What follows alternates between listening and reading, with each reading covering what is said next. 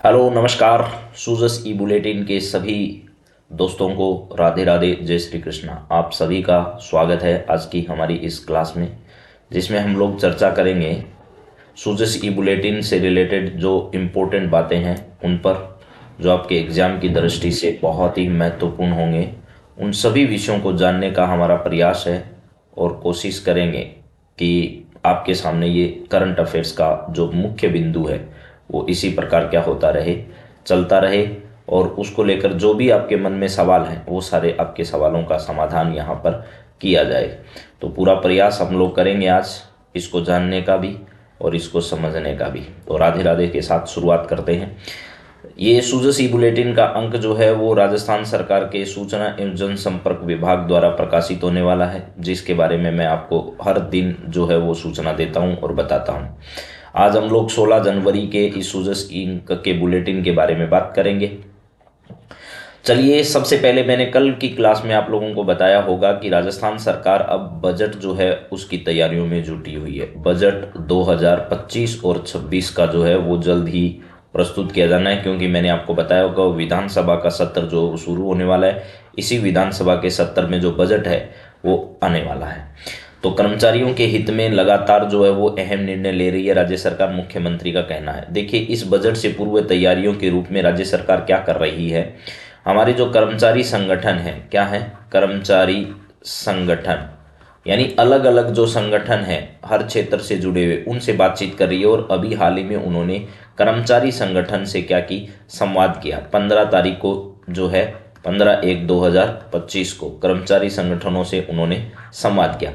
इसी संवाद कार्यक्रम में जो बातें उभर कर आ रही है वो मुख्यमंत्री कह रहे हैं कि कर्मचारियों के हितों को हमने लगातार क्या करा है, ध्यान में रखा है।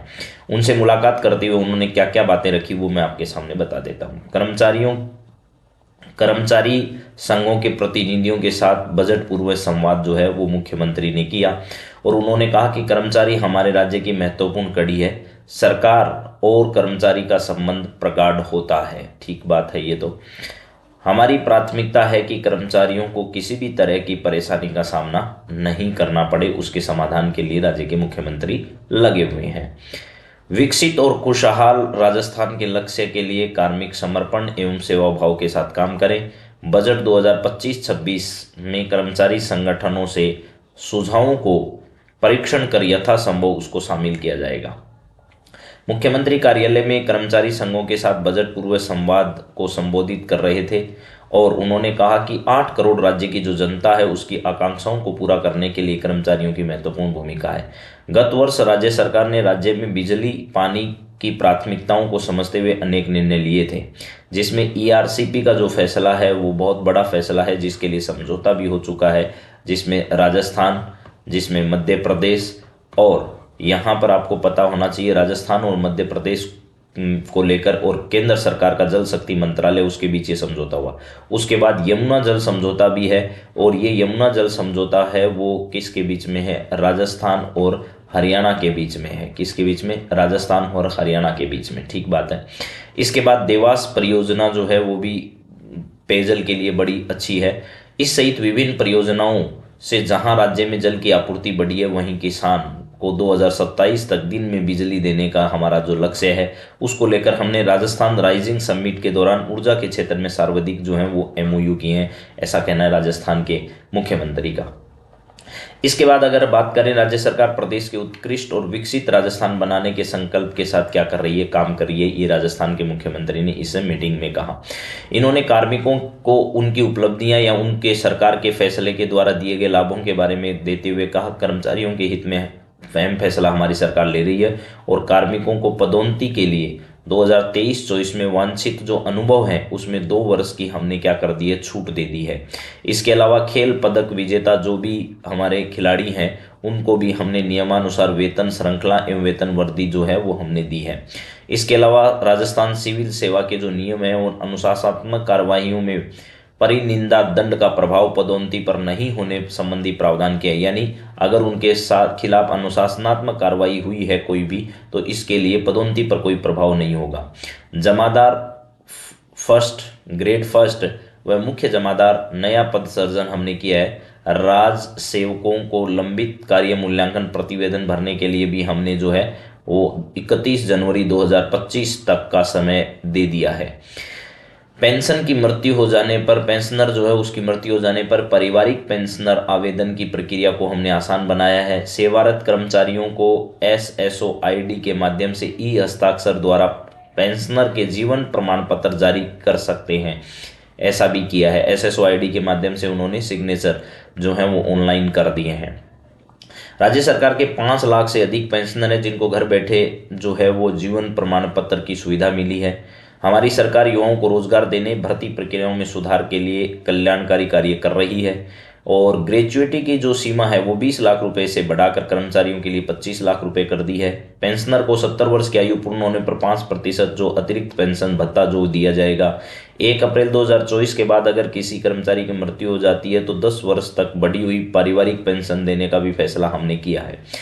RGHS जो मेडिकल सर्विस उपलब्ध कराती है Rajasthan government, RGHS Rajasthan government health scheme जो है, इसके जो लाभार्थी हैं उनको दवाओं की आपूर्ति घर बैठे ही डिलीवरी के माध्यम से जो है वो की जाएगी। ऐसा पायलट प्रोजेक्ट के रूप में राजस्थान में चल रहा है कार्य।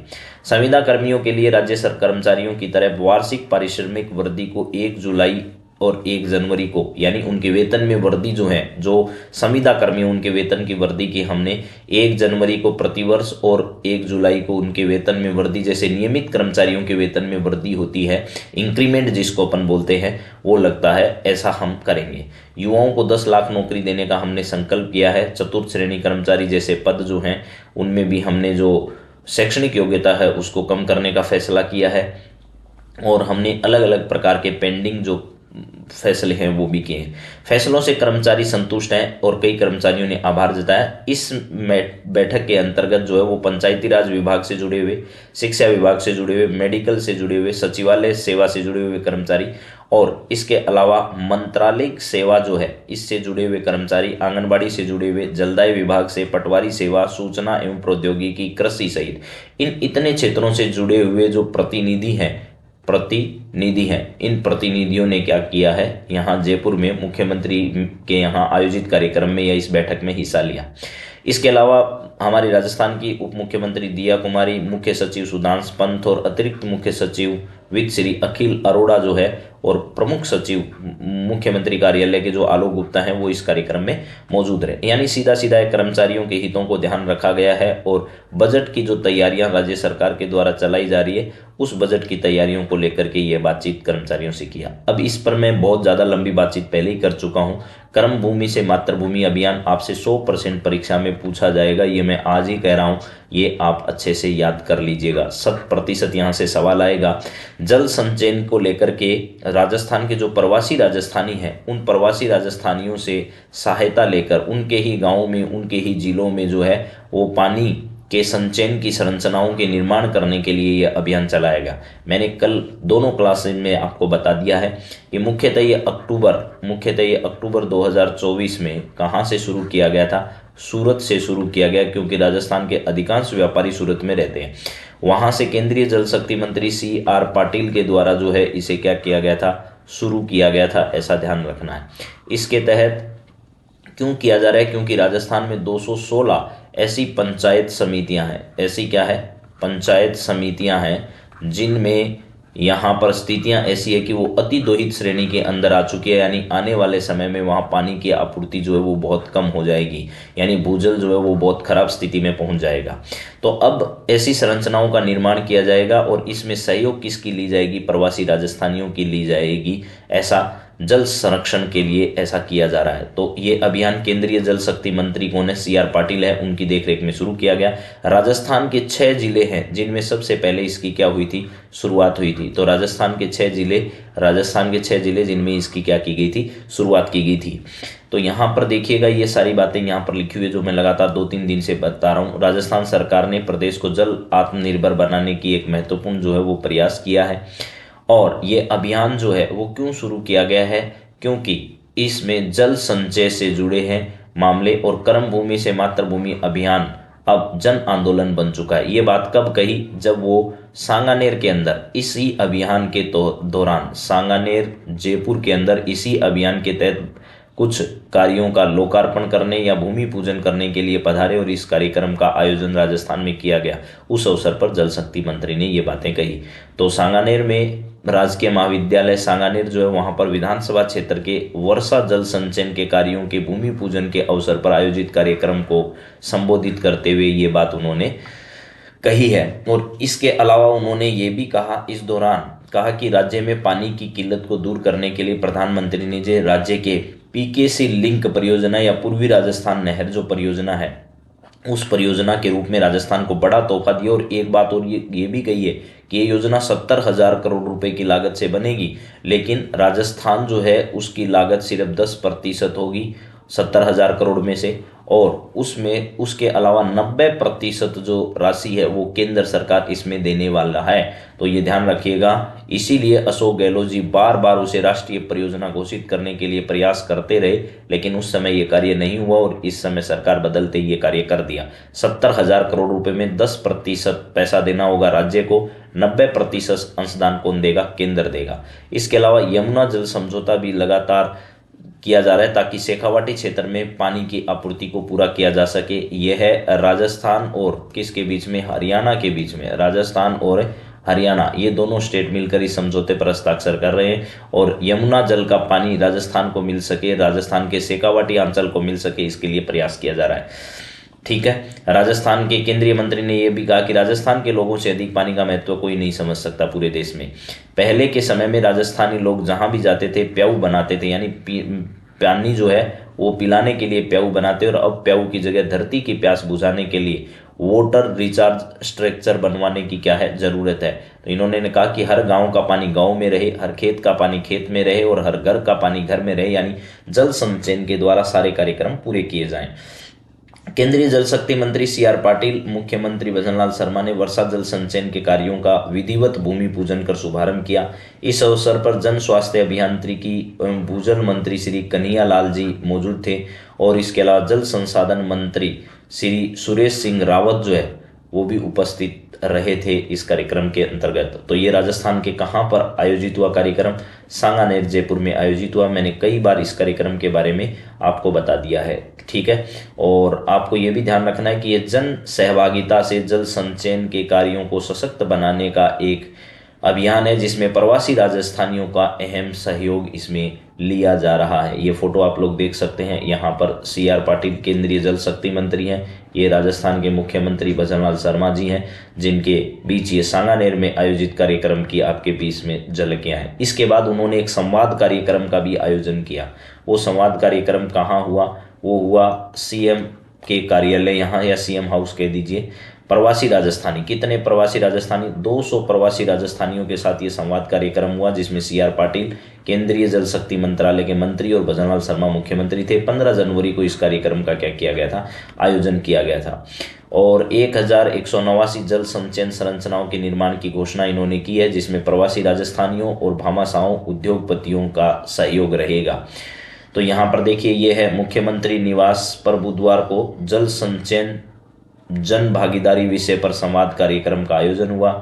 केंद्रीय जल शक्ति मंत्री श्री CR पाटिल ने कहा कि कर्म भूमि से मातृभूमि अभियान के तहत राजस्थान के प्रवासियों द्वारा जल संचयन की संरचनाओं का निर्माण करवाया जा रहा है। भारत में विश्व भर की 18% आबादी के साथ केवल 4% ही पानी हमारे पास उपलब्ध है, यानी विश्व भर की 18% जनसंख्या हमारे पास है। पूरे विश्व भर की 18% जनसंख्या, लेकिन पानी पूरे विश्व भर का जितना है पीने योग्य पानी मान लीजिए, या पानी की उपलब्धता हमारे पास 4% ही है। तो हमको इस मामले में आत्मनिर्भर बनना पड़ेगा। इसके बाद उन्होंने और कहा कि बृहद परियोजनाओं के साथ छोटे स्तर पर भी वर्षा जल संरक्षण करना आवश्यक है ताकि हर गांव का पानी गांव में, खेत का पानी खेत में, घर का पानी घर में रहे। इस अवसर पर उपस्थित प्रवासी राजस्थानियों, भामाशाहों, उद्योगपतियों ने प्रदेश के जल संचय संरचनाओं के निर्माण का संकल्प लिया और 1189 वाटर रिचार्ज स्ट्रक्चर के निर्माण की क्या की गई? घोषणा की गई। प्रधानमंत्री ने सामाजिक सरोकारों की कड़ी को आगे बढ़ाकर कर्म भूमि से मातृभूमि शुरू किया। यशस्वी प्रधानमंत्री नरेंद्र मोदी ये बात कही है मुख्यमंत्री जी ने कि 2014 के बाद देश में गरीब कल्याण को लेकर विकास कार्यों में अभूतपूर्व परिवर्तन आया है।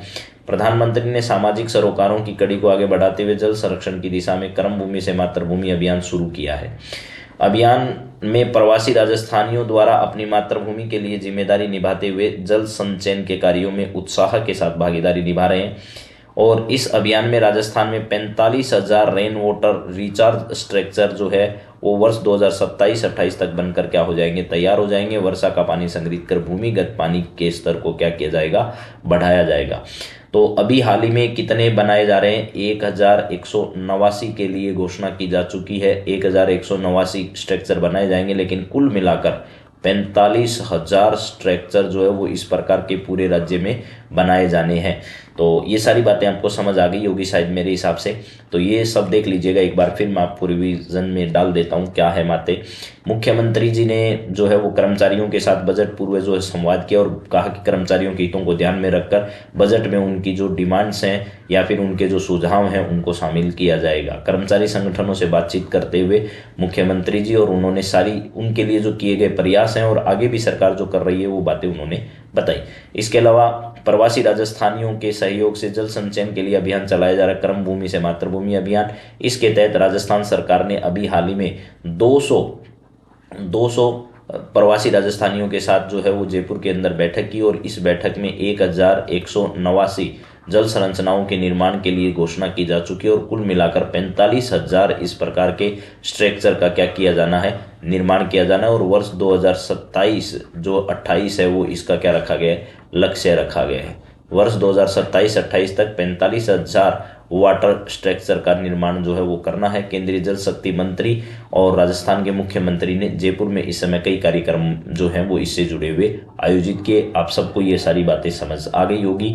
अब हम लोग अगली क्लास में वापस सुजसी बुलेटिन में मिलेंगे। ये बहुत ही इंपॉर्टेंट है मित्रों, परीक्षाओं की दृष्टि से। आपको लग रहा होगा कि यहाँ से सवाल नहीं आएगा, लेकिन मैं आपको 100% विश्वास के साथ कह रहा हूँ, कर्म भूमि से मातृभूमि अभियान जल संचयन वाला है, इससे जुड़ा हुआ सवाल आपसे पेपर में पूछा जाएगा। तो आप सब विश्वास कर सकते हैं इस पर। और ऑब्जेक्टिव सवालों के लिए हमारे राजस्थान करंट अफेयर्स की कल शाम की क्लास आप लोग देखना ना भूलें और आगे भी आपको क्लास मिलेगी।